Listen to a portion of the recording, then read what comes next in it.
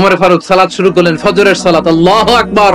In the mean time Abu Lulu এই খঞ্জর নিয়ে ওমর ফারুকের বুকের মধ্যে 3টা স্টেবিং করলেন। একটা মারলেন নাভির নিচে, মারার সাথে সাথে পাকস্থলী কেটে গেল।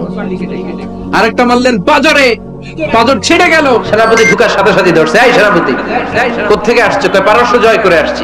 কয় এমন এমন দিন, জুমার দিন, দুপুর বেলা, যুদ্ধের মাঝখানে আমিরুল মুমিনিনের কণ্ঠে কোন কথাবার্তা শুনছো নাকি?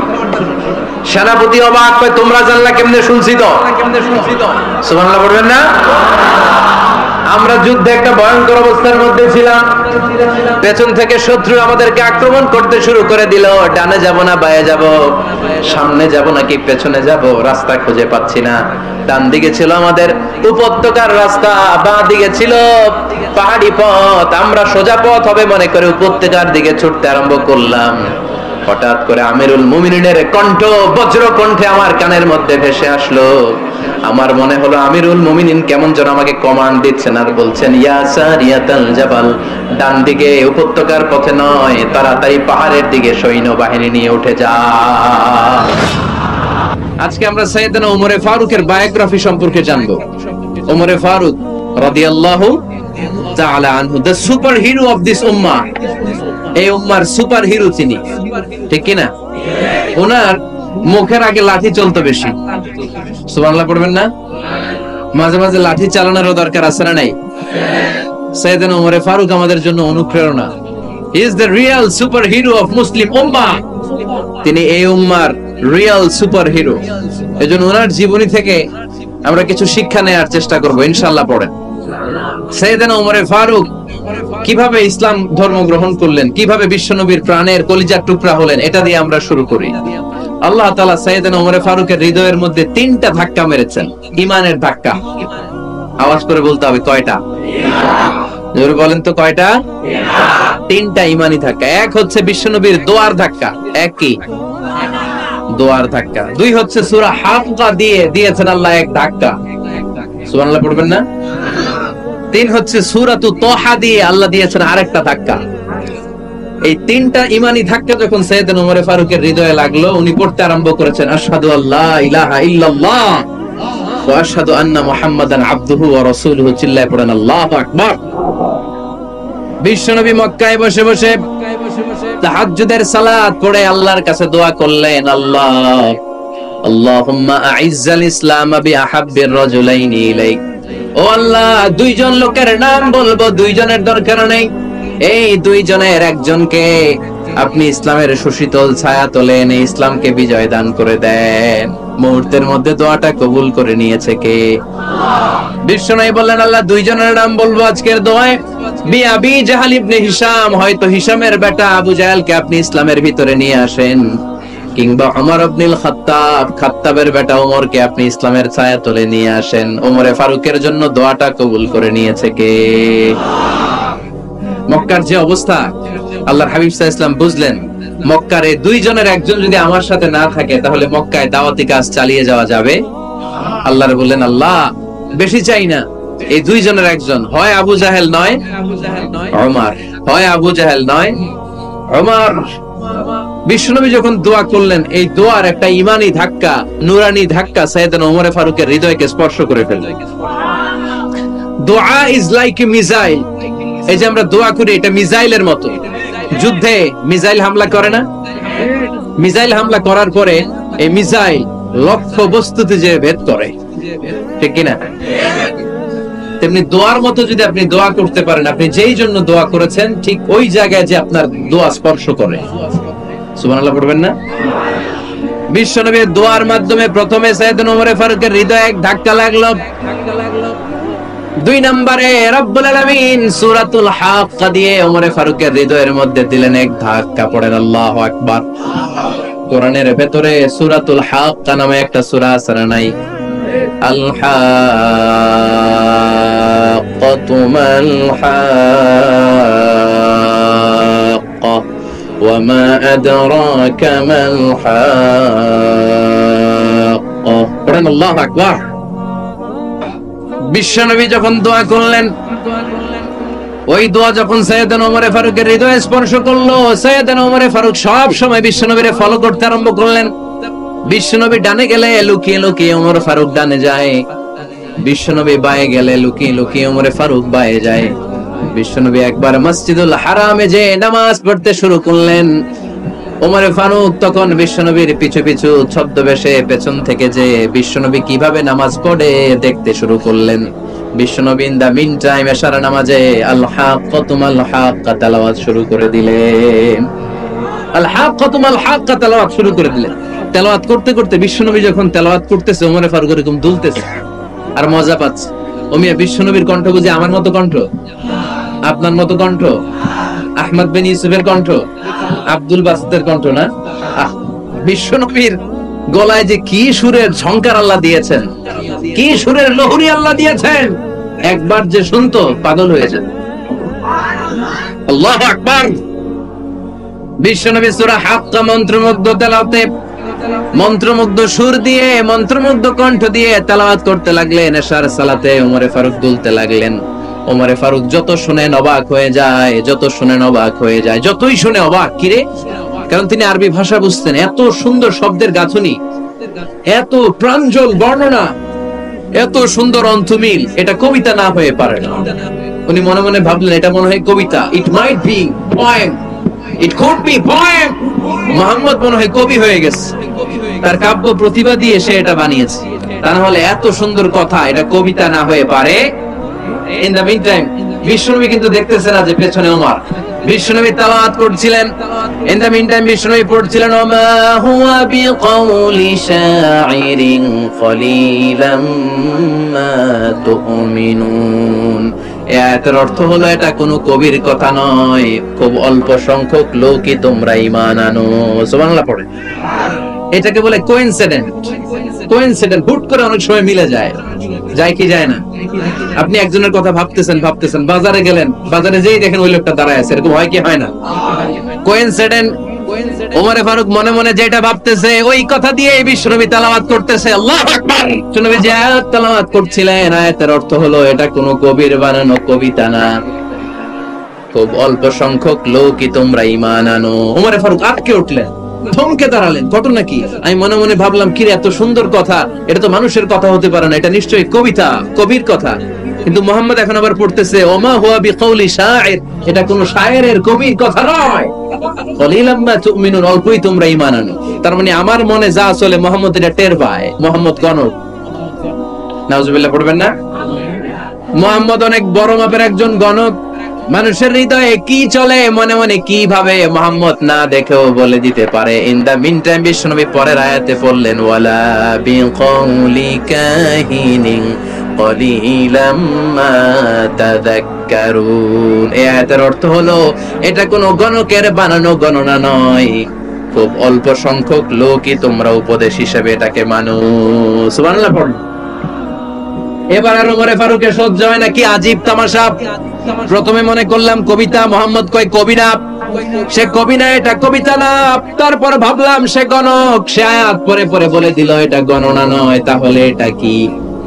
এটা কি কবিতাও না, গণনাও না, তাহলে এটা কি?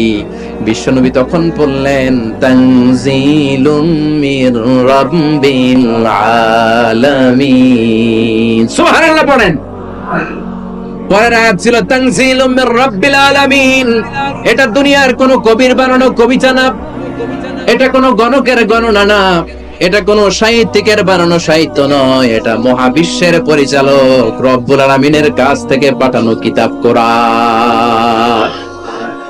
সূরা হাক্কার ধাক্কায় ওমর ফারুক কাইত। প্রথমে ধাক্কাটা লাগলো যে দোয়া। বিষ্ণুবী তাহাজ্জুদে কেঁদে দোয়া করলেন, আল্লাহ হয় আবু জাহেল রে দিবা নাইলে ওমর রে দিবা।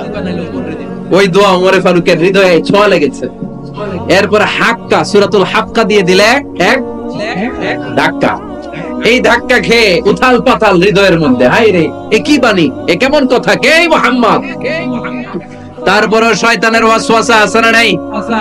আল্লাহ বলে যতই ওয়াসওয়াসা ওমরকে দেয়া হোক, আমি ওমরে ফারুককে এই মুসলিম উম্মতের সেনাপতি বানিয়ে ছাড়বো, আমি সেনাপতি বানাবো। এবার 3 নাম্বার ডোজ। ডাক্তারের কাছে গেলে প্রথমে দেখবেন সিম্পল ডোজ দেয়, নরমাল ওষুধ। এটাতে কাজ না হলে ডোজ বাড়ায়, একেবারে কাজ না হলে অ্যান্টিবায়োটিক মারে, আছে না নাই? আল্লাহ প্রথমে দোয়ার ছোঁয়া লাগালেন, তারপর সূরা হাক্কা দিয়ে ধাক্কা মারলেন। এরপরে রব্বুল আলামিন বলেন, এবার 3 নাম্বার ডোজ সূরা তাহা দিয়ে আমি তোমার হৃদয়টারে উজালা বানায় দেব রে ওমর। শয়তান ওদিক দিয়ে ওয়াসওয়াসা, খেলা দুই দিক থেকে চলতেছে। আল্লাহ তাআলা হেদায়েতের রাস্তায় টানছে, শয়তান জাহান্নামের দিকে টানছে। ঘোষণা দেয়া হলো মক্কায়, মুহাম্মাদের মাথা কেটে এনে দিলে এত এত স্বর্ণ মুদ্রা দেয়া হবে। ওমরে ফারুক রাজি হয়ে গেলেন। নাঙ্গা তলোয়ার নিয়ে বিশ্বনবীর মাথা কাটার জন্য ছুটলেন। নাউজুবিল্লাহ পড়বেন না? বনু জাহরা গোত্রের এক লোক বলে, আইনা ইয়া ওমর, কই যাও? মুহাম্মাদের মাথা কাটতে যাই। আরে মুহাম্মাদের মাথা কাটতে যাও? তোমার বোন ফাতিমা বিনতে খাত্তাব আর তোমার বোন জামাই সাঈদ কদ সাবা, এরা তো ধর্ম ত্যাগ করে ফেলছে। এটা তো আমাদের ধর্ম ত্যাগ করে মুহাম্মাদের ফলোয়ার হয়ে গেছে। আগে ওমর ঘর সামলাও, পরে মুহাম্মাদের মাথা কাটতে যেও। ওমরে ফারুক অবাক হয়ে গেলেন। তলোয়ার নিয়ে বিশ্বনবীর দিকে না যেয়ে নিজের বাড়ির দিকে চলে গেলেন। বিশ্বনবীর আপন বোন ফাতিমা বিনতে খাত্তাব, বোন জামাই সাঈদ আর খাব্বাব রাদিয়াল্লাহু তাআলা আনহু তিনজন মিলে সূরা তাহা তেলাওয়াত করছিলেন। পড়েন সুবহানাল্লাহ। মক্কায় লুকিয়ে লুকিয়ে দাওয়াত হতো। খাব্বাব রাদিয়াল্লাহু তাআলা আনহু একটা চামড়ার ফলকের মধ্যে সূরা তাহার কয়েকটা আয়াত এনে ওমরে ফারুকের বোন আর বোন জামাইকে শিক্ষা দিচ্ছে, ট্রেনিং দিচ্ছে। সুবহানাল্লাহ পড়েন। লুকিয়ে লুকিয়ে ওমরে ফারুক যখন ঘরে চলে আসলেন, এরা তটস্থ হয়ে গেল। সাইয়েদনা খাব্বাব বিছানার তলায় লুকিয়ে গেলেন। ওমরে ফারুক বললেন, দরজা খোলো। ফাতিমা বিনতে খাত্তাব দরজা খোলার পরে নির্মম ভাবে সাইয়েদনা ওমর রাদিয়াল্লাহু তাআলা আনহু বোনের গায়ে আঘাত শুরু করে দিল। বোন জামাইকে আহত করতে শুরু করলো আর বলতে শুরু করলো, তোরা পাগল হলি কেন? কি আছে ওই মুহাম্মাদের মধ্যে? কি জাদু নিয়ে এসেছে? সে যাই বলে লোকজন পাগল হয়ে যায়, সবাই তার উপর কালিমা পড়ে ঈমান এনে ফেলে। কি এমন জিনিস তোদের কাছে আছে যেটা দেখে মুহাম্মদকে তোরা ভালোবাসলি? কি আছে? কি পড়তেছিলি আমারে দেখা। ফাতেমা বলে, ইন্নাকা রিজসুন লা ইয়ামাসসুহু ইল্লাল মুতাহহারুন। আমার ভাই ওমর, তুমি নাপাক। তুমি কি? লা ইয়ামাসসুহু ইল্লাল মুতাহহারুন, পবিত্রতা অর্জন না করে এই কোরআন ধরা যায় না। সুবহানাল্লাহ পড়েন। ওমরে ফারুক গোসল করে আসলেন, কারণ ধাক্কা তো আগে কয়েকটা খাইছে। কথা বুঝেন নাই বোধহয়? প্রথমে দোয়ার ধাক্কা, পরে কোন সূরা দিয়ে ধাক্কা? হাক্কা দিয়ে ধাক্কা। 3 নম্বরে এখন আরেকটা ধাক্কা খাবে। গোসল করে আসলেন। ফাতিমা বিনতে খাত্তাব বললেন, গোসল যখন করে এসেছেন, এই নেন। ওমরে ফারুক এবার চামড়ার কাপড়ের মধ্যে সূরা তাহার প্রথম আয়াতের দিকে নজর করলেন। নজর করেই কোরআনের প্রেমে পড়ে গেলেন। পড়েন সুবহানাল্লাহ। ওমর ফারুক পড়তে আরম্ভ করলেন, তাহা মা আনজালনা আলাইকাল কুরআনা লিতাশকা ইল্লা তাযকিরাতাল লিমান ইয়াখশা তানজিলাম মিম্মান খালাকাল আরদা ওয়াস সামাওয়াতিল উলা। সুবহানাল্লাহ পড়েন। উনি পড়তে আরম্ভ করলেন, তাহা মা আনজালনা আলাইকাল কুরআনা লিতাশকা, এই কোরআনকে আমি তোমাদের হতভাগ্য জাতি হিসেবে দুনিয়ায় থাকার জন্য পাঠাই নাই। এটা রব্বুল আলামিনের পক্ষ থেকে এসেছে। যারা রবকে ভয় করে তাদের জন্য আছে উপদেশ। যিনি আকাশ বানিয়েছেন, জমিন বানিয়েছেন, ওই আল্লাহ তাআলা নিজেই এই কোরআন পাঠিয়েছে। আওয়াজ করে পড়তে হবে, আল্লাহু আকবার। উনি খুব ভালো আরবি জানতেন। সূরা তাহা পড়ার পরে আর ধৈর্য ধারণ করতে পারে না। ওমর ফারুক ছোট্ট বাচ্চার মতো কান্না শুরু করে দিলেন। আল্লাহু আকবার। সূরা তাহাটা হাতে নিয়ে, তলোয়ারটা হাতে নিয়ে বিশ্বনবীর দিকে ছুটতে আরম্ভ করলেন। আইনা মুহাম্মদ, কোথায় মুহাম্মদ? তোমরা আমাকে মুহাম্মাদের কাছে নিয়ে চলো। বিশ্বনবী তখন সাফা পাহাড়ের পাদদেশে দারুল আরকাম ইবনে আলকামের ঘরে লুকিয়ে লুকিয়ে কোরআনের দাওয়াত দিতেন। ওমরে ফারুককে পাগলের মতো ছুটে আসতে দেখে বিশ্বনবীর চাচা হামজা ইবনে আব্দুল মুত্তালিব বলল, নবী আপনি পালান। ওই যে খাত্তাবের বেটা ওমর আপনাকে অপমান করার জন্য, আক্রমণ করার জন্য তেড়ে এসেছে। সাহাবীরা বললেন, নবী আপনি পালিয়ে যান, আমরা সামাল দেব। বিশ্বনবী বললেন, না, আমি পালাবো না, বরং তোমরা সরে যাও। ওমর ইবনে আল খাত্তাবকে আমার দরবার পর্যন্ত আসতে দাও। আমার তো মনে হচ্ছে ওই যে তাহাজ্জুদের নামাজ শেষে চোখের পানি ছেড়ে যে আমি আল্লাহর কাছে দোয়া করেছি, আজকে আমার ওই দোয়াটা কবুল হতে শুরু করেছে। আমার তো মনে হচ্ছে আমার দোয়া কবুল হবে, আসতে দাও। ওমর ফারুক এসে বললেন, আশহাদু আল্লা ইলাহা ইল্লাল্লাহ ওয়া আশহাদু আন্না মুহাম্মাদান আবদুহু ওয়া রাসূলুহু। আমি সাক্ষ্য দিলাম আল্লাহ ছাড়া কোনো ইলাহা নাই, নিশ্চয় আপনি আল্লাহর প্রেরিত বান্দা এবং রাসূল। পড়েন সুবহানাল্লাহ। ওমর ফারুক যখন কালিমা শাহাদা পড়ে মুসলমান হয়ে বিশ্বনবীর হাতে হাত রাখলেন, মুসলিম সাহাবীদের মধ্যে খুশি আর আনন্দের বন্যা বয়ে গেল। মুসলিম হাতে গোনা সাহাবারা আল্লাহর প্রশংসা করলেন। বিশ্বনবী সাইয়েদনা ওমর ফারুককে জড়িয়ে ধরলেন। ওমর ফারুক আবার বিশ্বনবীরে বললেন, নবী গো, আলাসনা আলাল হক, আমরা কি সত্যের উপরে আছি নাকি আমরা ভুলের উপরে আছি? বিশ্বনবী বললেন, বালা নাহনু আলাল হক, আমরাই সত্যের উপরে আছি। সুবহানাল্লাহ পড়েন। আলাসনা আলাল হক, নবী আমরা কি সত্যের উপরে নাই? হ্যাঁ অবশ্যই ওমর, তুমি সত্যের উপরে আছো। ওমর ফারুক বললেন, তাহলে ফাফিমাল ইখতিফা, তাহলে লুকায় লুকায় আর দাওয়াত দেব কেন? আমি তো কালিমা পড়ে ফেলছি, আসেন আমার সাথে বের হই। ফাফিমাল ইখতিফা, আর লুকায় লুকায় কেন? আসেন আমরা বাইরে বের হই। বিশ্বনবী বললেন, ওমর এটা মক্কি জীবন, এখানে আমরা একটু গোপনে গোপনে দাওয়াত দিতে চাই। ওমর ফারুক বলে, না, আমার দায়িত্ব, আমি একটা মিছিল দিতে চাই নবী। আল্লাহর নামের তাকবীর দিতে দিতে দারুল আরকাম থেকে শুরু করে মসজিদুল হারাম পর্যন্ত একটা মিছিল দিয়ে আমি মক্কা কাঁপাইয়া দেব। অনুমতি দেন। বিশ্বনবী দিতে চান। ওমর ফারুক অনেক বুঝানোর পরে স্বল্প পরিসরের একটা অনুমোদন পাওয়া গেল বিশ্বনবী সাল্লাল্লাহু আলাইহি ওয়াসাল্লামের কাছ থেকে।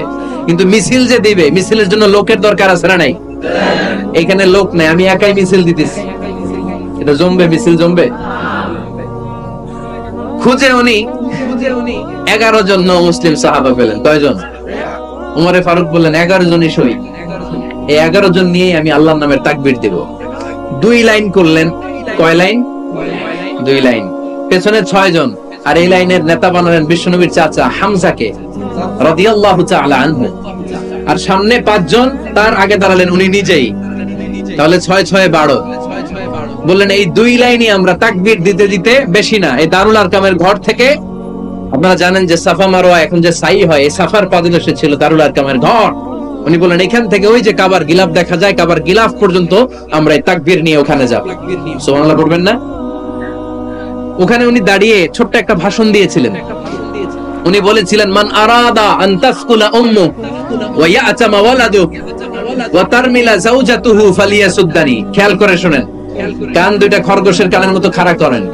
উনি এক বাক্যের একটা ভাষণ দিলেন। ভাষণ দিতে জানলে বড় ভাষণ দেয়া লাগে না। এক বাক্যের ভাষণ দিয়ে গোটা বিশ্বকে ঝাঁকুনি মারা যায়। চিল্লায় বলো ঠিক কিনা? ওমর ফারুক এক বাক্যের একটা ছোট্ট ভাষণ দিলেন। মান আরাদা আন তাসকুলা উম্মু, কে আছো মায়ের এই মক্কায়, কে আছো মায়ের বুক খালি করতে চাও?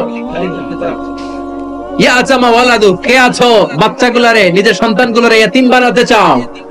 কে আছো তারমিলা যাওজাতুহু, নিজের স্ত্রীকে বিধবা বানাতে চাও? ফালিয়া সুদ্দানি, বুকের পাটা থাকলে আমি ওমর রে থামাও। ফালিয়া সুদ্দানি, দেখি মক্কায় কার এত বড় বুকের পাটা। কে আছো মায়ের বুক খালি করতে চাও, সন্তান রে ইয়াতিম বানাতে চাও, স্ত্রীকে বিধবা বানাতে চাও? ফালিয়া সুদ্দানি, পারলে আমারে ঠেকাও। এই বলে উনি আল্লাহু আকবার, আল্লাহু আকবার, আল্লাহু আকবার বলে স্লোগান শুরু করে দিলেন। এক এক স্লোগানে মক্কার মরুজমিন থারথার করে কাঁপতে আরম্ভ করলেন। এই মিছিল মক্কার কেউ দেয় নাই।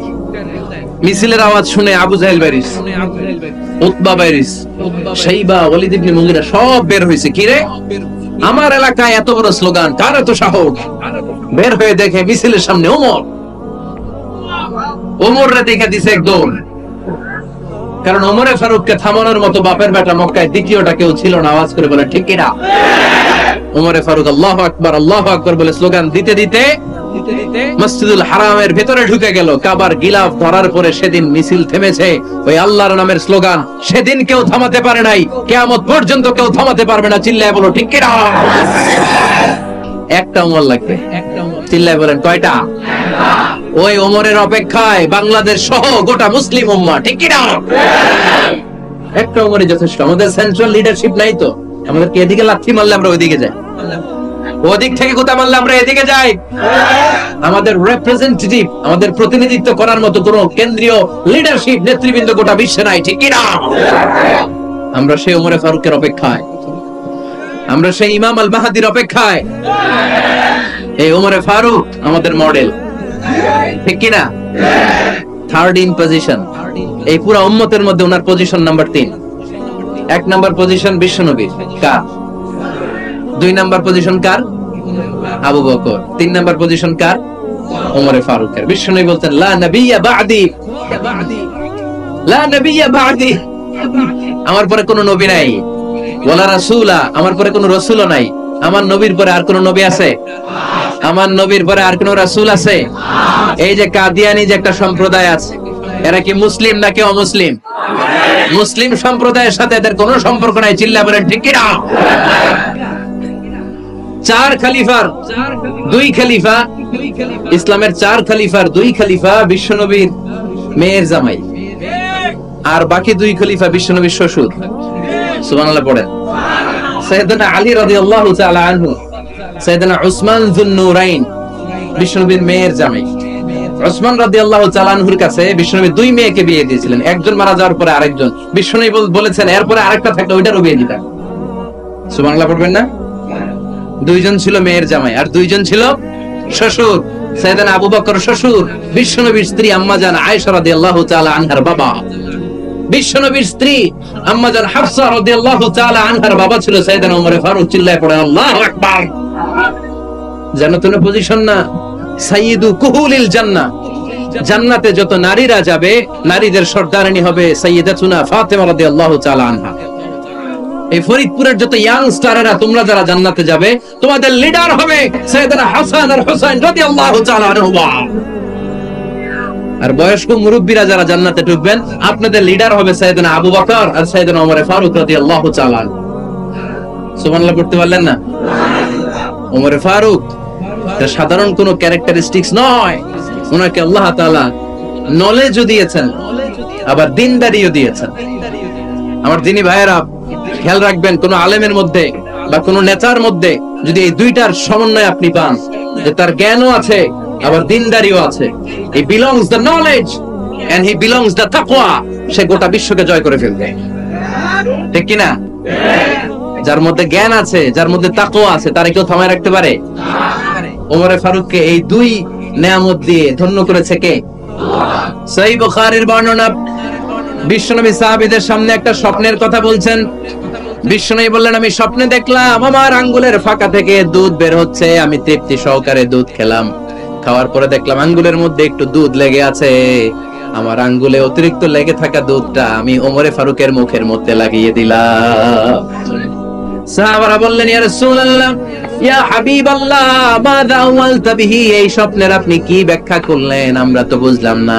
বিশ্বনবী বললেন, আওয়ালতু বিহি আল ইলম, আমি এই দুধ দিয়ে জ্ঞানের ব্যাখ্যা করেছি, কারণ ওমরকে আল্লাহ যেই জ্ঞান দিয়েছে গোটা বিশ্বের কাউকে এত জ্ঞান দেয় না। এজন্য স্বপ্নে যদি কেউ দেখেন যে আপনি দুধ খাচ্ছেন, তার মানে আল্লাহ তাআলা আপনার জ্ঞান বাড়ায় দিবেন। ওমরে ফারুককে দুধ খেয়ে অতিরিক্ত দুধের অংশটা বিশ্বনবী আবু বকর রাদিয়াল্লাহু তাআলা আনহুর মুখে দেন নাই, সাইয়েদনা উসমানের মুখে দেন নাই, আলী রাদিয়াল্লাহু তাআলা আনহুর মুখে দেন নাই। স্বপ্নে ওই অতিরিক্ত লেগে থাকা দুধটা বিশ্বনবী ওমরে ফারুকের ঠোঁটের মধ্যে লাগিয়ে দিয়েছেন। এই হাদিস থেকে প্রমাণ হয় আল্লাহ তাআলা জ্ঞানের নেয়ামতে সাইয়েদনা ওমরে ফারুককে ধন্য করেছেন। আবার বুখারীর বর্ণনা, বিশ্বনবী সাল্লাল্লাহু আলাইহি ওয়াসাল্লাম আরেকটা স্বপ্নের বর্ণনা দিচ্ছেন। তিনি বললেন, তোমাদের সবাইকে স্বপ্নে আমার সামনে দাঁড় করানো হলো। আমি দেখলাম তোমাদের কারো জুব্বা নাভি পর্যন্ত, কারো জুব্বা হাঁটু পর্যন্ত, কারো জুব্বা টাকনু পর্যন্ত। ওমরে ফারুককে যখন স্বপ্নে আমার সামনে দাঁড় করিয়ে দেয়া হলো, আমি দেখলাম ওমরের জুব্বা এত লম্বা, ওমর টেনে হিচড়ে তার জুব্বা নিয়ে সামনে হেঁটে যাচ্ছে। সাহাবারা বললেন, ফামাযা আওয়ালতা বিহি ইয়া রাসূলুল্লাহ, ও আল্লাহর রাসূল, এই স্বপ্ন দিয়ে আপনি কি বোঝাতে চাইলেন, আমরা কিছু বুঝলাম না। বিশ্বনবী বললেন, আওয়ালতু বিহি আদ-দীন, আমি এই হাদিসের দ্বারা দ্বীনের ব্যাখ্যা করলাম, যার জামা যত লম্বা তার দ্বীনদারি তত বেশি। সুবহানাল্লাহ, আসতে পড়েন। কত বড় মুত্তাকি ছিলেন সাইয়েদনা ওমর ফারুক। মদিনার সমাজে কয়জন মুনাফিক ছিল বিশ্বনবী ছাড়া কেউ বলতে পারতেন না। বিশ্বনবী কোন সাহাবীকে মুনাফিকদের লিস্ট দিয়ে যান নাই একজন সাহাবী ছাড়া। দেখি কেউ বলতে পারেন কিনা ওই সাহাবীর নাম কি নাম? হুযায়ফা ইবনুল ইয়ামান রাদিয়াল্লাহু তাআলা আনহু। উনাকে বলা হতো সাহিবু সিররি রাসূলিল্লাহ, আল্লাহ রাসূল সাল্লাল্লাহু আলাইহি ওয়াসাল্লামের গোপন তথ্যের ধারক বাহক। সুবহানাল্লাহ পড়বেন না? বিশ্বনবী ইন্তেকালের আগে মদিনার সমাজে মোট কয়জন মুনাফিক আছে এই তথ্য আবু বকরকে বলেন নাই, ওমর রাদিয়াল্লাহু তাআলা আনহুকে বলেন নাই, উসমান রাদিয়াল্লাহু তাআলা আনহু, আলী রাদিয়াল্লাহু তাআলা আনহু, আশারাতুল মুবাশশিরিনা বিল জান্নাহ কোন সাহাবীকে বলেন নাই। শুধুমাত্র কেবলমাত্র একমাত্র হুযায়ফা ইবনুল ইয়ামান রাদিয়াল্লাহু তাআলা আনহুর কাছে মুনাফিকদের লিস্টে বিশ্বনবী দিয়ে গিয়েছে। সুবহানাল্লাহ পড়। মদিনায় কারা কারা মুনাফিক কেউ জানতো না হুযায়ফা ছাড়া। কে ছাড়া? নামটা আজকে মুখস্থ করেন যাতে অন্য কোনো ওয়াজে কেউ জিজ্ঞেস করলে বলতে পারেন। মুনাফিকদের লিস্ট যে সাহাবীর কাছে বিশ্বনবী দিয়ে গিয়েছিলেন, সাহাবীর নাম কি? নাম? নামটা কেমন লাগে? ভালো লাগে? অনেকে আমারে জিজ্ঞেস করে, হুজুর আমার ছেলে হবে আগামী মাসে, একটা নাম দেন। নাম দিয়ে দিলাম হুযায়ফা। যাদের হবে ছেলে, এলাকা যাদের নেক্সট কয়েক মাসে ছেলে হবে, খালি হুযায়ফা চলবে। কি চলবে? ভাল লাগে? নামটা ভাল লাগে? রাখেন, অনেক সুন্দর নাম। উনি জানতেন মুনাফিক কারা। দেখেন ওমরে ফারুকের তাকওয়ার লেভেলটা কত হাই। ওমরে ফারুক একদিন হুযায়ফা রাদিয়াল্লাহু তাআলা আনহুর কাছে গেলেন, যে বললেন, হুযায়ফা, বিশ্বনবী ইন্তেকালের আগে মুনাফিকদের নামের লিস্টটা কারো কাছে দেয় নাই, আমার জানা নাই, সাইয়েদনা আবু বকরের জানা নাই, কোন সাহাবীর জানা নাই তুমি ছাড়া। আমি তোমার কাছে জানতে চাই, আমি ওমরের নামটা ওই মুনাফিকদের খাতায় আছে কিনা আমার একটু বলো। আমার ওমরের নামটা ওই মুনাফিকদের লিস্টিতে একটু আছে কিনা, নামটা একটু বলো। যদি থাকে আমি ভালো হয়ে যাব। আমি নেফাকি দূর করে পাক্কা মুমিন হতে চাই। আমার নাম যদি মুনাফিকের লিস্টে থাকে আমি তো শেষ। হুযায়ফা চোখের পানি ছেড়ে দিয়ে বলে, আমিরুল মুমিনিন, কেমন প্রশ্ন করলেন আপনি? আপনি বিশ্বনবীর শ্বশুর। এই উম্মতে আপনার পজিশন 3 নাম্বার। আপনারে মুনাফিকরা ভয় পায়, শয়তান আপনারে ভয় পায়। আপনি জান্নাতে সব বয়স্ক লোকদেরকে নিয়ে জান্নাতের মধ্যে আগে আগে ঢুকবেন। কেমন করে মুনাফিকদের কাতারে আপনার নাম থাকতে পারে ওমর? সুবহানাল্লাহ। কি বিনয়ী, কি তাকওয়া। হুযায়ফাকে যে ধরতেন, হুযায়ফা একটু বলো না আমার নামটা মুনাফিকদের লিস্টিতে আছে কিনা। ওমরে ফারুকের যদি এই টেনশন থাকে যে আমি মুনাফিক হয়ে গেলাম কিনা, আমাদের এই টেনশন থাকার দরকার আছে না নাই? হ্যাঁ, এজন্য সব সময় আল্লাহর কাছে দোয়া করতে হবে, আল্লাহ তুমি নেফাকি থেকে আমাদেরকে বাঁচাও। আর জোরে পড়েন আমিন। ওমর ফারুক রাদিয়াল্লাহু তাআলা আনহু আমাদের সুপারহিরো, আমাদের সবাই বলেন আমাদের। উনি কত বড় সুপারহিরো শুনেন। উনি জুমার খুতবা দিচ্ছেন। কি দিচ্ছেন? মসজিদে নববীতে খুতবার মাঝখানে হঠাৎ বললেন, ইয়া সারিয়াতুল জাবাল, ইয়া সারিয়াত ইবনে জানিমিল জাবাল। এই কথা বলেই আবার খুতবা দিতে শুরু করলেন। উনার এই ইয়া সারিয়াত ইবনে জানিমিল জাবালের সাথে আগের কথারও কোনো মিল নাই, পরের কথারও কোনো মিল নাই। জুমার নামাজের পর মুসল্লি সাহাবারা ধরলেন, বললেন, ইয়া আমিরাল মুমিনিন। খুতবার মাঝখানে হঠাৎ করে ইয়া সারিয়াত ইবনে জানিমিল জাবাল বলে আপনি চিৎকার করলেন কেন? আপনার এই বাক্যের সাথে আপনার খুতবার আগের বাক্যের কোনো মিল নাই, আপনার খুতবার পরের বাক্যেরও কোনো মিল নাই। এই কথা আপনি কারে বললেন? কারে উদ্দেশ্য করে বললেন? এই কথার তাৎপর্য কি আমাদেরকে বুঝিয়ে বলেন। ওমরে ফারুক বললেন, আমি যখন খুতবা দিচ্ছি আমি দেখতে পেলাম ওই যে কয়েক মাস আগে আমি আমার মুসলিম সেনাবাহিনী পারস্যে আক্রমণের জন্য পাঠিয়েছি, বর্তমান ইরান। ইরানের ওই বিশাল এলাকাতে পারস্যে আমি আমার ব্যাটালিয়ন পাঠিয়েছি। আমি হঠাৎ করে দেখতে পেলাম আমার মুসলিম বাহিনীর সেনাপতি যুদ্ধের এক পর্যায়ে তার ডানে আছে উপত্যকা, বায়ে আছে পাহাড়। সে পাহাড়ি রাস্তা ছেড়ে দিয়ে উপত্যকার দিকে যেতে শুরু করেছে। আমি দেখতে পেলাম আমার মুসলিম বাহিনী যদি উপত্যকার দিকে ছুটে বেড়ায়, কাফির মুশরিকরা আমার মুসলিম বাহিনীকে কচুকাটা করে ফেলবে, তাই আমি এখান থেকে তাদেরকে কমান্ড দিয়ে বলেছি, ইয়া সারিয়াতাল জাবাল, উপত্যকার দিকে নয় পাহাড়ের দিকে যাও, তাহলেই তোমাদের বিজয় নিশ্চিত হয়ে যাবে। উপত্যকার দিকে যেও না, ইলাল জাবাল, ইলা সারিয়াতিল জাবাল, পাহাড়ের দিকে ছোট। সাহাবারা অবাক, ঘটনা কি? উনি বসে আছেন মদিনায়, মসজিদে নববীর মিম্বারে দাঁড়িয়ে, উনি যদি ইয়া সারিয়াতাল জাবাল বলে, এটা কি ইরানে যাবে নাকি? ও মিয়া, তখনকার সময়ে বর্তমানের মতো মোবাইল ছিল নাকি? ইন্টারনেট ছিল নাকি? কিছু ছিল? খালি মুখে আমি যদি বলি ইয়া সারিয়াতাল জাবাল, এটা ইরানে যাবে, ইন্ডিয়া যাবে, ঢাকায় তো যাবে, ফরিদপুর শহরেই তো বসবে না, ঠিক কিনা? কিন্তু এটা আমিরুল মুমিনিন, বিশ্বাসী সাহাবারা বিশ্বাস করে নিল। কিছু মুনাফিক ছিল, এরা কয় না ঝামেলা আছে, এটা তো সম্ভব না। এক কাজ করি, এই সেনাপতি যখন বিজয়ী বেশে মদিনায় ফিরে আসবে আর আমরা ধরবো। এরা দিন গুনতে লাগলো, এই সেনাপতি মুসলিম বাহিনী নিয়ে পারস্য জয় করে কবে ফিরে আসবে।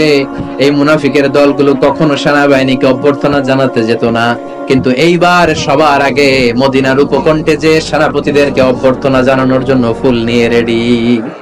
ফুল নিয়ে দাঁড়ায়, সেনাপতি ঢুকার সাথে সাথে ধরছে, এই সেনাপতি কোত্থেকে আসছে? কয় পারস্য জয় করে আসছি। কয় এমন এমন দিন, জুমার দিন দুপুর বেলা যুদ্ধের মাঝখানে আমিরুল মুমিনিনের কণ্ঠের কোন কথাবার্তা শুনছো নাকি? সেনাপতি অবাক, কয় তোমরা জানলা কেমনে? শুনছি তো। সুবহানাল্লাহ পড়বেন না? আমরা যুদ্ধে একটা ভয়ঙ্কর অবস্থার মধ্যে ছিলাম, পেছন থেকে শত্রু আমাদেরকে আক্রমণ করতে শুরু করে দিল। ডানে যাব না বায়ে যাব, সামনে যাব নাকি পেছনে যাব, রাস্তা খুঁজে পাচ্ছি না। ডান দিকে ছিল আমাদের উপত্যকার রাস্তা, বাঁ দিকে ছিল পাহাড়ি পথ। আমরা সোজা পথ হবে মনে করে উপত্যকার দিকে ছুটতে আরম্ভ করলাম। হঠাৎ করে আমিরুল মুমিনিনের কণ্ঠ বজ্র কণ্ঠে আমার কানের মধ্যে ভেসে আসলো।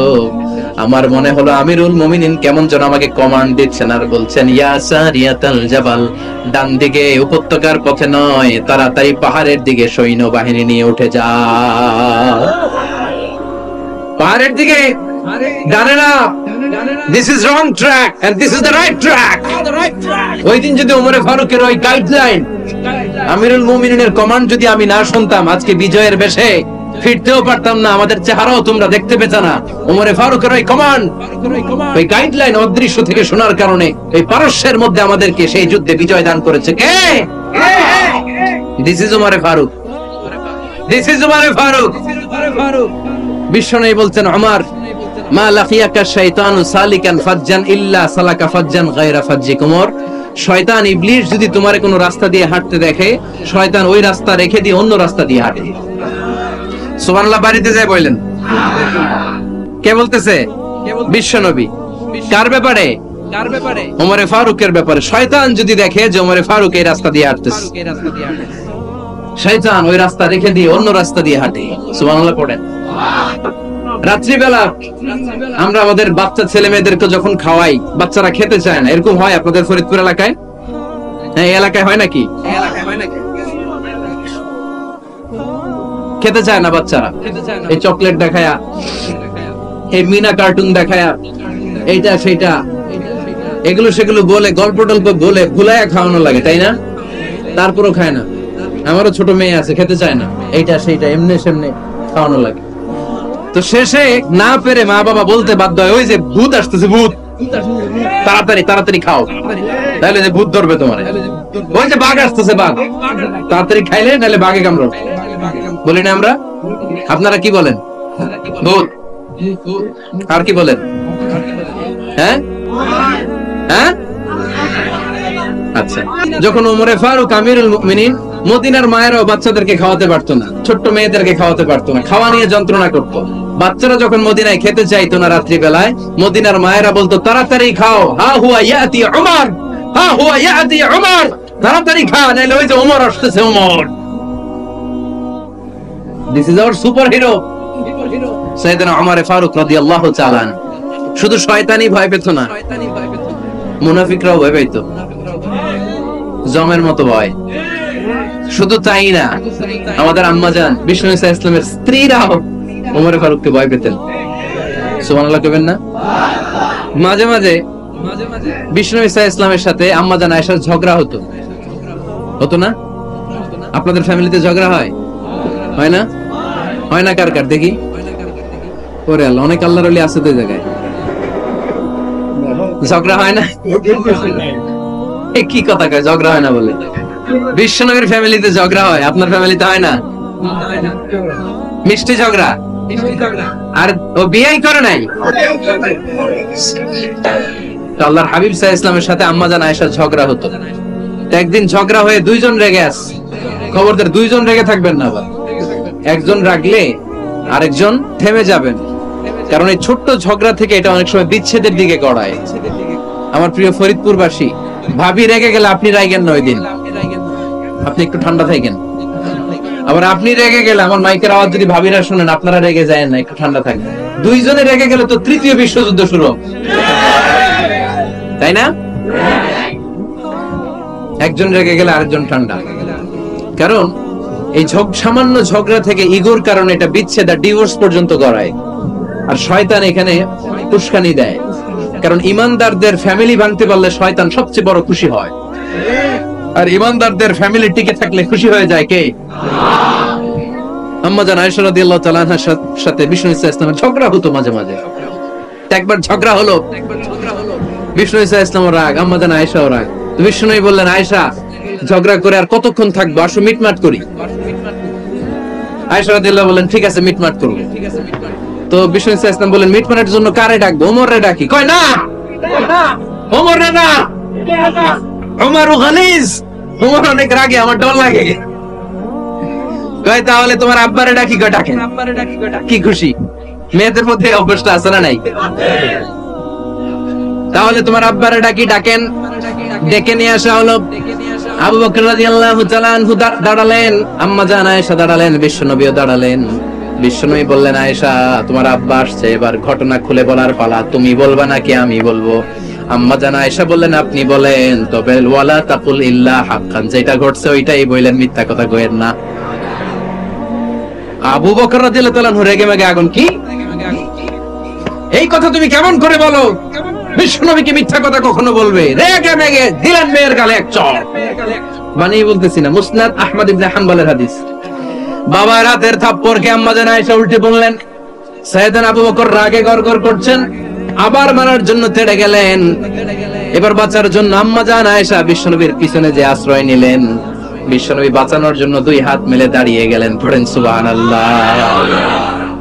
বিশ্বনবী যখন দুই হাত মেলে দাঁড়িয়ে গেলেন, সাইয়েদনা আবু বকর রাদিয়াল্লাহু আনহু থেমে গেলেন। সাইয়েদনা আবু বকর রাদিয়াল্লাহু তাআলা আনহু ঘর থেকে বের হয়ে বারান্দায় দাঁড়ালেন। পড়েন সুবহানাল্লাহ। এবার বিশ্বনবী আম্মাজান আয়েশার কাছে যেয়ে বলেন, ইয়া আয়েশা, কাইফা রাআইতিনি আনকাসতুকি মিনার রাজুল, দেখছো কেমনে বাঁচাইলাম? আমি না থাকলে ভর্তা বানাই ফেলতো আজকে। আমি বাঁচাইছি তোমারে, আমি, আমার লগে ঝগড়া করো তুমি। লজ্জায় পড়ে আম্মাজান আয়েশা খিলখিল করে হেসে দিলেন। বিশ্বনবীও হেসে দিলেন। দুইজনের হাসির মধুর আওয়াজ শুনে সাইয়েদনা আবু বকর বাইরে থেকে অবাক, কিরে এতক্ষণ না ঝড় তুফান, এখন দেখি হাসি। সালাম দিয়ে অনুমতি নিয়ে ভিতরে ঢুকলেন। ঢুকে দেখেন আম্মাজান আয়েশাও হাসে, বিশ্বনবীও হাসে। এই হাসি দেখে আবু বকর রাদিয়াল্লাহু আনহু হেসে দিলেন। আরশের উপর থেকে খুশি হয়ে গেলেন কে? এবার সাইয়েদনা আবু বকর রাদিয়াল্লাহু তাআলা আনহু বললেন, ইয়া রাসূলুল্লাহ, আশরিকানি ফি সিলমিকুমা কামা আশরাকতুমানি ফি হারবিকুমা। ও নবী, যুদ্ধ লাগলে, দুইজন যুদ্ধ লাগলে মীমাংসার জন্য যেমনি আমারে ডাকেন, এরকম হাসি আর আনন্দের মুহূর্তেও আমারে একটু ডাকেন। আশরিকানি ফি সিলমিকুমা কামা আশরাকতুমানি ফি হারবিকুমা। নবী, আপনাদের মধ্যে ঝগড়া লাগলে সন্ধি করার জন্য আমারে যেমনি ডাকেন, আপনাদের হাসি খুশি আনন্দ খুনসুটি এই মজাদার মুহূর্তগুলোতে আমারে বঞ্চিত রাখেন না, আমার একটু ডাকেন। সুবহানাল্লাহ পড়েন। এই মুসনাদ আহমদ ইবনে হাম্বলের হাদিস শোনার উদ্দেশ্য হচ্ছে, বিশ্বনবী প্রথমে ওমর ফারুকের নাম বলেছিলেন। সাইয়েদনা আয়েশা বলে, না, আমি ডরাই। হাইবাত, দিস ইজ কল্ড হাইবাত ওমর। একবার বিশ্বনবীর সব বিবিরা ধরলেন, ও নবী, আমাদেরকে এটা দেন, ওইটা দেন, ঘরে এটা নাই, ওইটা নাই, ওইটা নাই। বিশ্বনবীকে, আমার কাছে কিচ্ছু নাই। যদি এমনি আমার বউ হয়ে থাকতে চাও থাকো, তাহলে তা না হলে যা লাগবে কিনে দেব, সাথে সাথে তালাকও দিয়ে দিব। কিছু দিতে পারবো না, আমার নাই তো, সামর্থ্য নাই। কিন্তু বিবিরাও ছাড়ে না, এটা দেন ওইটা দেন। বিশ্বনবী রহমতের নবী, বিবিদেরকে বুঝাতেও পারেন না, বিবিরা আবদার করতেছে নবী এটা লাগবে ওইটা লাগবে। ইন দ্য মিন টাইম বিশ্বনবী একজনের সালাম শুনতে পেলেন, কে যেন দরজায় দাঁড়িয়ে বলতেছে আসসালামু আলাইকুম।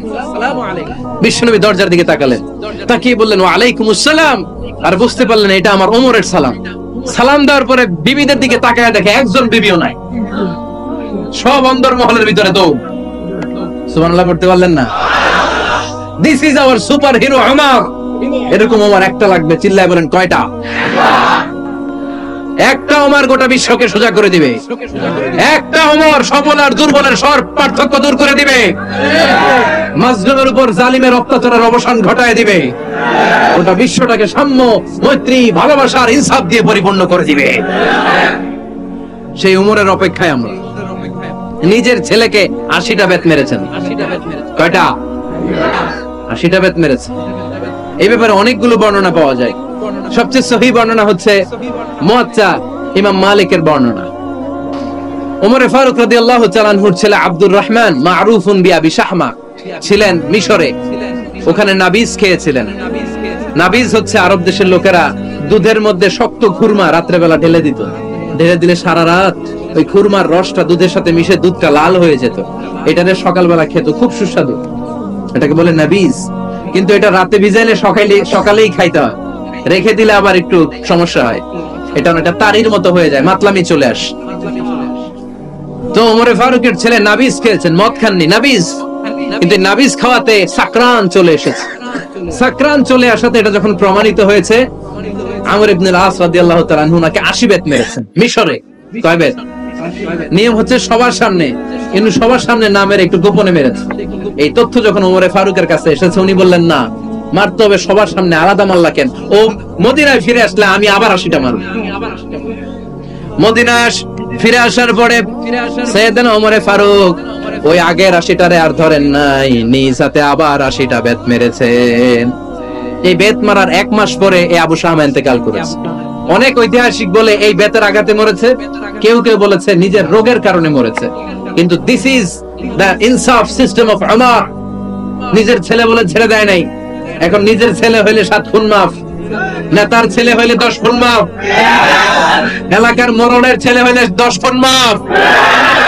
নো পার্সিয়ালিটি ইন ইসলাম। ইসলামে পার্সিয়ালিটি নাই।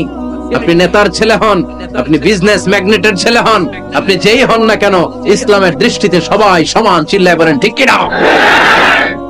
বনু মখজুমিয়া গোত্রের এক নারী চুরিতে ধরা পড়ল। সাহাবারা বললেন, নবী মদিনার সবচেয়ে ভেরি প্রেস্টিজিয়াস এন্ড ডিগনিফাইড ফ্যামিলির মেয়ে, আপনি হাত কাটেন না, কারণ ইসলামের নিয়ম চুরি করলে কি কেটে দাও। বিশ্বনবী বললেন, বলো কি? হাত না কাটার জন্য তোমরা আমাকে রেকমেন্ড করছো? এটা আল্লাহর আইন। পৃথিবীর কেউ রেকমেন্ড করলো শোনার ক্ষমতা আমার নাই, কারণ আইনটা দিয়েছে কে? লাউ কানাত ফাতিমাতু বিনতি মুহাম্মাদিন সারাকাত লাকাতা মুহাম্মাদুন ইয়াদাহা। আরে বনু মাখজুমিয়া মেয়ে তো দূরের কথা, আমার কলিজার টুকরা ফাতেমাও যদি আজ চুরিতে ধরা পড়তো, তার হাত কেটে দিতে আমি 1 মিনিটও দেরি করতাম না। দিস ইজ ইসলাম। এই হচ্ছে ওমর ফারুকের মানাকিব। এরকম ওমর ফারুক কয়টা লাগবে? আওয়াজ করে বলতে হবে, কয়টা লাগবে? একটা লাগবে। এই সাইয়েদনা ওমর ফারুক মদিনার প্রথম চিফ জাস্টিস ছিলেন। সর্বপ্রথম উনার পরামর্শে সাইয়েদনা আবু বকর রাদিয়াল্লাহু তাআলা আনহু কোরআনকে সংকলন করেছেন। আমরা এই যে কোরআন পড়ি 30 পারা, এমদাদিয়া লাইব্রেরির 114টা সূরা, কত সুন্দর সন্নিবেশ করা হয়েছে, এখানে সাজানো হয়েছে। আল্লাহর হাবিব সাল্লাল্লাহু আলাইহি ওয়াসাল্লামের সময় কি এরকম কোরআন ছিল নাকি? ছিল না। খেজুর পাতার মধ্যে, গাছের বাকলের মধ্যে, ওটের বড় হাড্ডির মধ্যে আর পাথরের মধ্যে খোদাই করা কোরআন ছিল। সাইয়েদনা আবু বকরের সময় রাদিয়াল্লাহু তাআলা আনহুর সময় যুদ্ধ হলো, 70 জন হাফেজ সাহাবী ইন্তেকাল করলেন।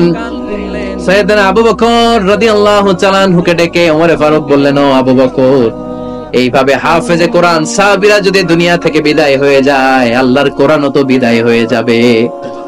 আমার পরামর্শ হলো আপনি সব বয়োজ্যেষ্ঠ সাহাবীদেরকে একসাথে করে কোরআনের সব কাগজগুলোকে একসাথে করে একটা নির্ধারিত কপির মধ্যে কোরআনকে সংকলন করে ফেলে। সাইয়েদনা আবু বকর বললেন, যেটা আমার নবী করেন এটা আমি কেমনে করি? কিন্তু ওমর ফারুক নাচরবান্দা বলে না, এটা করলে কোনো খারাপ হবে না, ভালোই হবে। মুসলিম উম্মার জন্য এক জায়গায় কোরআন সন্নিবেশিত থাকবে, আপনি করেন। সাইয়েদনা আবু বকর রাজি হয় না, ওমরে ফারুকও ছাড়ে না। ওমরে ফারুক বলতে বলতে বলতে বলতে এমন ভাবে সাইয়েদনা আবু বকর রাদিয়াল্লাহু তাআলা আনহুকে ধরলেন, সব শেষে সাইয়েদনা আবু বকর ওমরে ফারুকের কথায় কোরআন সংকলনে রাজি হয়ে গেলেন। পড়েন সুবহানাল্লাহ। উনি বললেন, ওমর যখন আমাকে বারবার বুঝাতে লাগলো, আল্লাহ তাআলা আমার হৃদয়টা ওমরের কথা শোনার জন্য খুলে দিলেন। আল্লাহ তাআলা কেমন যেন আমাকে ইলহাম করলেন, আবু বকর করো, এই কাজের মধ্য দিয়ে আমি আমার কোরআনকে গোটা বিশ্বে জীবিত রেখে দেব। This is Omar. এই যে আমরা হিজরি সনের যে আমরা গণনা করি, এই হিজরি সনের প্রবর্তক হচ্ছে সাইয়েদনা ওমর ফারুক।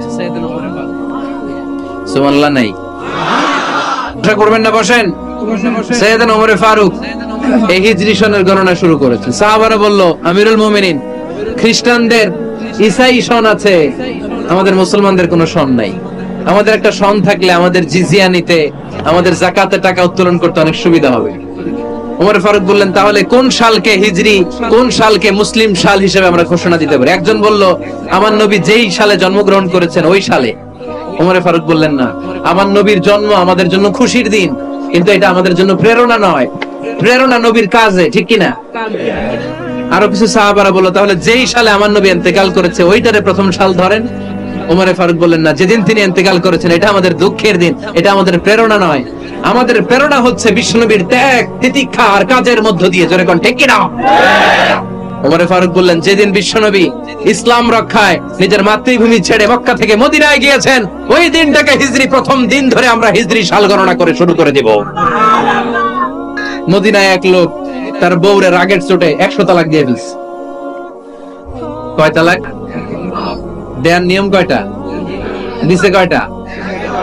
এবার স্ত্রী কাঁদতে কাঁদতে এসে বলে, আমিরুল মুমিনিন, দেখেন আমার স্বামী আমারে রেগে মেগে 100 তালাক দিছে। ওমর ফারুক বললেন, দইরা নিয়ে আয়, এটারে নিয়ে আসা হলো। ওমর ফারুক বললেন, কয়টা তালাক দিয়েছো? কয় 100টা। কেন দিছো? কয় মাথা গরম আছিল। এরকম আছে না? তালাক দেওয়ার সময় সব তালাক, তুই তালাক, তোর মা তালাক, তোর বোন তালাক, সব তালাক। তালাক দিবে ওয়াইফ রে, দিতেছে সবাই রে। ওমর ফারুক বললেন, দিবে 3টা, 100টা দিলা কেন? কয় মেজাজ গরম ছিল। কয় দাঁড়া, আত-তালাকু মিন শাআইরিল্লাহ, তালাক হচ্ছে আল্লাহর দেয়া বিধানের একটা নিদর্শন, এটা নিয়ে তুই খামখেয়ালি করলি। আমার রায় শোন, আমার রায় হচ্ছে 3 তালাকে তোর বউ তালাক, বাকি 97 তালাক তোর পিঠের উপরে পড়বে। এরকম বিচারের দরকার আছে না নাই? এরকম দৃষ্টান্তমূলক বিচার যদি বাংলার জমিনে দেয়া হতো, আর কোন নারী ধর্ষিত হতো, আর কোন নারীকে অ্যাসিড মারা হতো, আর কোন নারী যৌতুকের জন্য কান্না করতো? একটা মন লাগবে, বেশি না। কয়টা লাগবে? তিনি গভর্নর সিস্টেম চালু করেছিলেন, গভর্নর সিস্টেম, ইসলামিক স্টেট।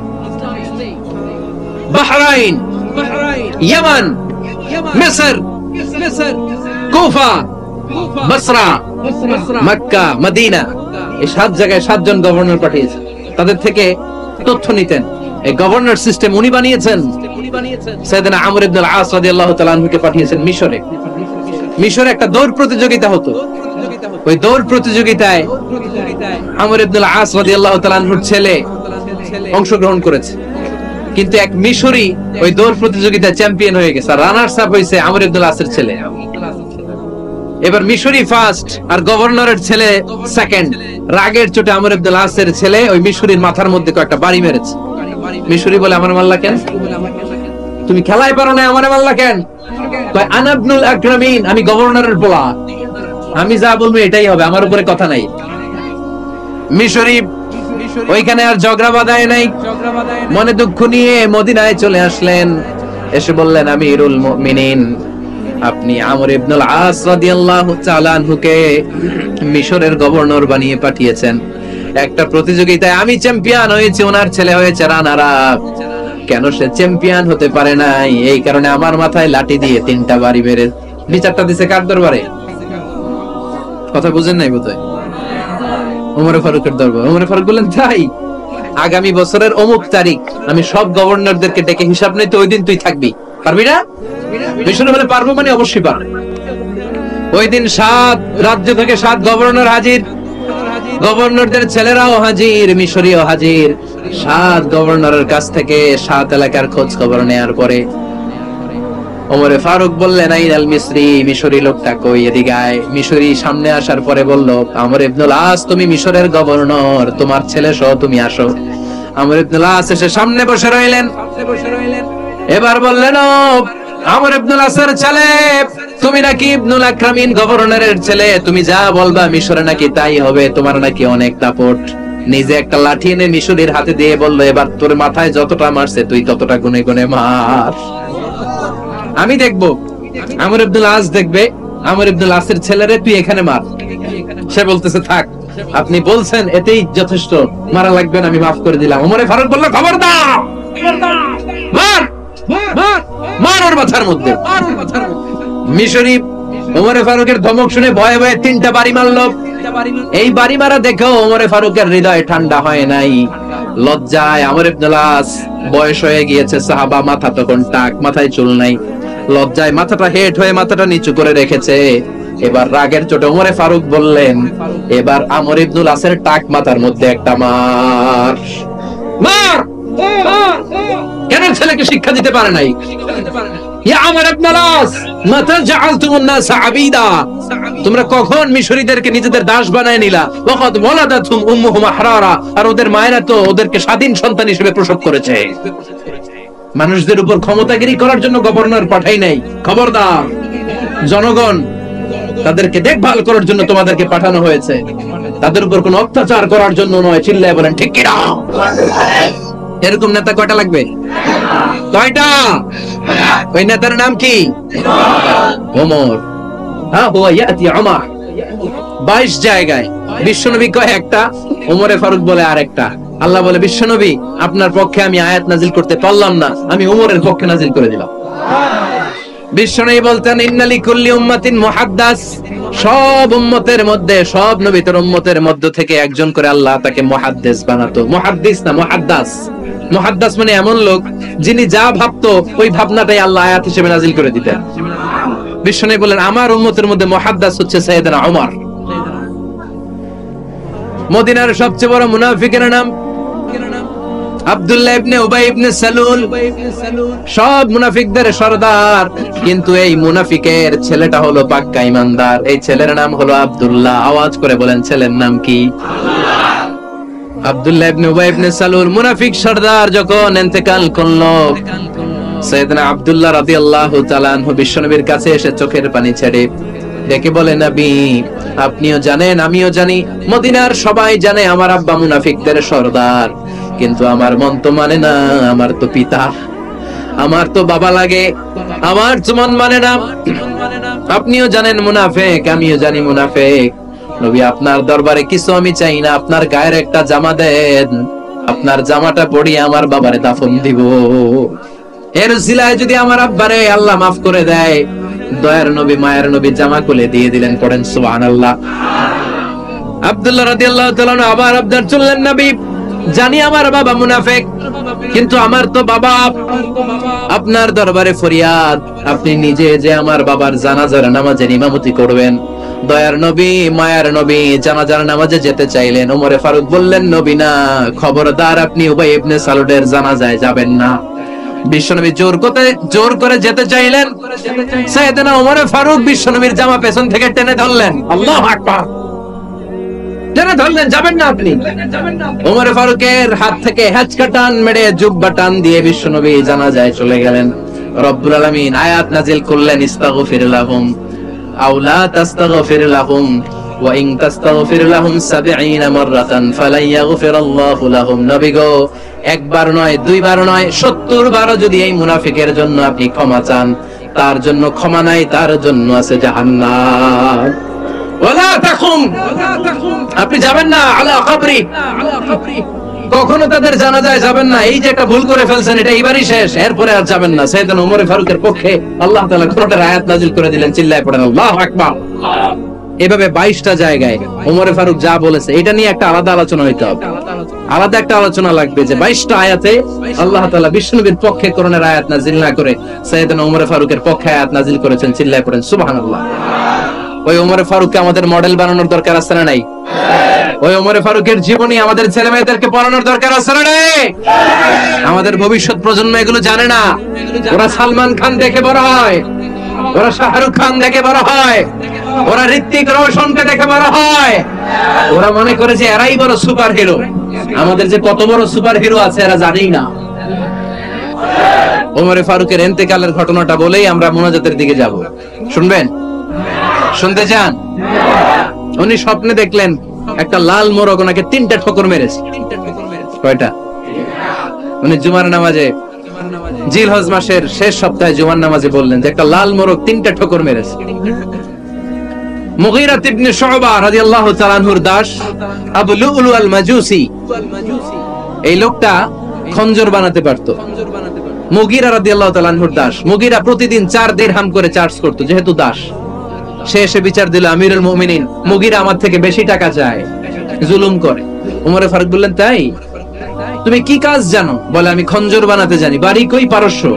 আরে তুমি খঞ্জর বানাতে জানলে তো 4 দিরহাম অনেক কম, সে তো আরো বেশি টাকা নেওয়া দরকার ছিল তোমার থেকে। আবু লুলুর এই কথা পছন্দ হয় নাই। সে কয়, ওমর তুই সবারে দয়া দেখাও আর আমার ক্ষেত্রে কঠিন নিয়ম বানাইলা, দাঁড়াও এই নিয়ম তোমারে আমি দেখাবো। এই রাগে সে বাড়িতে যে একটা খঞ্জর বানালো। কি বানালো? খঞ্জর চিনেন?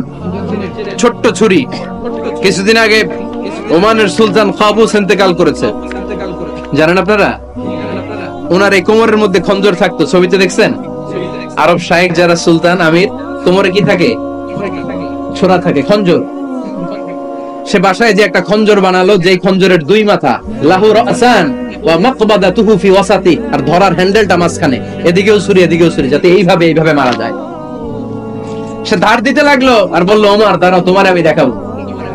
ওমরে ফারুক মসজিদে নববীর ইমাম, ফজরের নামাজের সময় এ আবু লুলু আল মাজুসি বুরনুস পরে, চাদর পরে